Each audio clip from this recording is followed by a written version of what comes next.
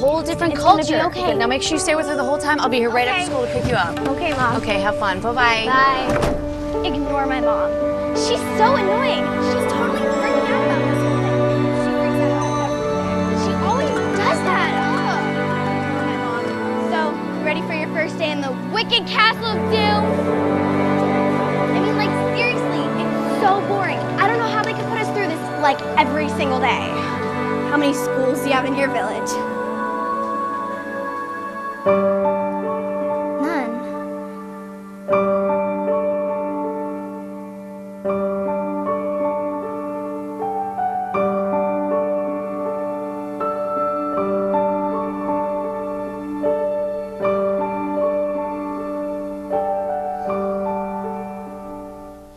Good morning, we're back. My guest this morning, we're the Reed Powers Show. I'm obviously not Reed Powers, but my guest is the Honorable David Narducci, Town Justice, or one of the Town Justices for the Town of Chautauqua. Judge, before the break, you had indicated, for example, when you make the decision as to what bail, if any bail, actually all releases are a form of bail, or release on recognizance is a form of bail.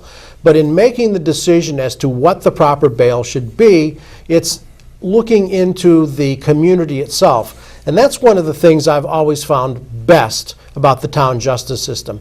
Or the justice court system. You as a town justice obviously live within the town of Chautauqua. That's correct. As a resident of the town of Chautauqua, you would have an opportunity to see people who communicate, live, function, work, interact within the community. Would that be fair to say? Absolutely correct. And as a result of that, for example, now let me go backtrack a little bit here. Your jurisdiction in a criminal matter extends, for the most part with some limited exceptions, people from the age of 16, or very immature young people usually at 16, all the way up to the oldest person that's possibly ever lived. That's right. So what you do when you make a decision, not only on the issue of bail, but on the decision of a disposition, for example, you can take into account those things that you know from the community and of that individual when fashioning a disposition. Correct. And it's not only it comes into play at an arraignment, but it comes into play throughout the whole case. The situation that we enjoy being a member of the local community, and by the way, you have to have legal residence within the town in which you are a judge. But you get a feel from being a member of the community, the person's background, their family situations.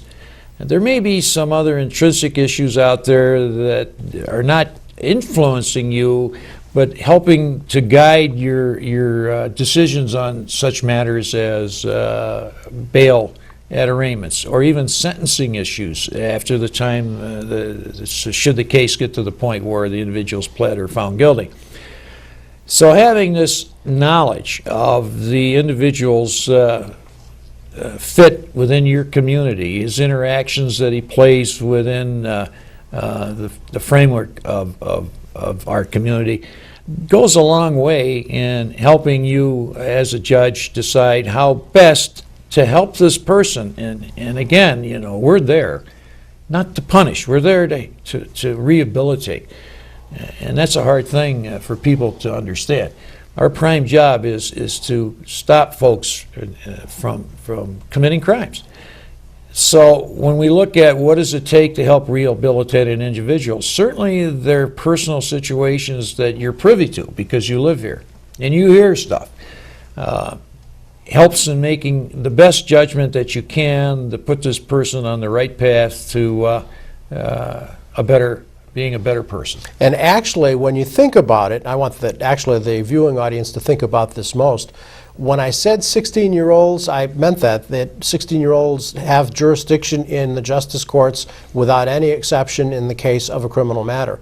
That being said, if you have somebody who's 16 who may have done something wrong or illegal as a consequence of just not having the maturity level or the experience level of somebody that's 3 times older than that, what you do as a town justice may very well influence that young person for the rest of his life or her life. That's correct. You can, for example, on a YO, will presume this person to be a youthful offender, and you may want to describe what that means in a second. But a youthful offender, I believe you can sentence that person to up to 6 months in jail. Absolutely. You get them a taste of jail. Yeah, well, the 6 months, to me, isn't a taste. That's to punish somebody that has been frequently an offender and has shown themselves not to be capable of rehabilitation. But to take a 16-year-old high school junior, for example, and send them to jail for 6 months because on a lark they stole a piece of bubble gum from the local convenience store, I think is not doing justice. And of course it's called the justice court system.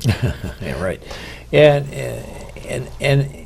it's important when you deal with young people, as you said, everybody makes mistakes. I mean, we see that. I mean, you come in on a speeding ticket, or you come in because you've done something more serious, or you're 16 years old, or you're 50 years old. This experience is an important impressioning factor in your life. But we look at young people as to how can we help this person realize that what they did was wrong, and of course the severity of the matter, stealing a piece of bubble gum is not the worst crime in the world, but they did something wrong. They did. So we need to impress upon them that what they did is not right, and do whatever we have at our disposal to help change the way they're acting. And on that same subject, and I'll mention this, it's good when we see a young person come to court with a parent. A lot of parents, well, you got yourself in trouble, you can go in and get yourself out of trouble.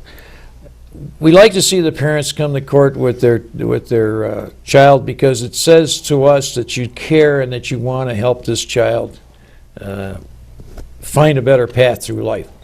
And I actually will thank the parents when they come to court for being there. And I tell the young person that you're fortunate to have a parent that thinks enough to come to court with you and stand beside you in this matter. But back to your question, yes, the younger they are, the more concerned we are that how we deal with this person, what type of corrective action do we need to take. We'll do what we got to do to change their attitude on how change their behavioral attitudes. And as a 21-year judge, my guess is you've seen generations of criminals? I've had three, I could tell you 3 generations in my court, yes. I've selected, by the way, most of you probably know I was DA for 12 years, and I actually selected a family who shall remain nameless that will be the first. I'm sure people have seen the photographs in newspapers, 5 generations of Smiths, 5 generations of Jones. Well, I've picked a certain family to be 5 generations of felons, and I know they're up to the 4th generation now. And presuming he lives long enough, there'll be a 5 generation of felons. I don't think that, other than unless it's in the most wanted section, I don't think we'll see a newspaper clipping on that. But nonetheless, and actually you raised a point which was rather ironic. It was before Judge Jones. It was in the town of Chautauqua. It was Al Jones, who was town justice for a long time. And Judge Jones was there sentencing an individual, and his father was there. I was an assistant DA. This was back in the mid-'70s. And I'm thinking, well, you know, this person has a chance because his father's with him. And the judge sentenced the defendant. I was new to the court, sentenced the defendant. It's a 16-year-old kid to jail. And I think, boy, that's pretty hard. It was a relatively minor offense. And then I knew why when the father, who was present in the courtroom with his son being sentenced, indicated his pride, because he was 16 when he went to jail for the first time too. And oh my God, what type of guidance do we have here? Please help us. We're going to be in some serious trouble with people like this in the world. Mm-hmm. And that, you also mentioned V&T offenses, and in fact a lot of people do believe that you only do V&Ts, and that's obviously not true, but you do the vehicle and traffic offenses. You do get them right from the time the ticket is filed all the way through trial. Is that not correct? Yeah, that's correct. And you know, for most people, that's their maybe first and only experience with the court system. So we try very hard to give them the impression that, again, we're not just there to punish you. We're there to help you understand what's happened and what's available to us to help you not do it again. And we certainly get young people in that same situation. And it's tough when you have a 16 or 17-year-old comes in with a speeding ticket And of course, mom's with them, and the insurance is going to go up, and here we go. So we look at other alternatives, such as going to school, defensive driving, and which also helps with their insurance in the end. But that first impression, and maybe the only impression of the court system, is it's very important to us that you leave feeling as though you had a fair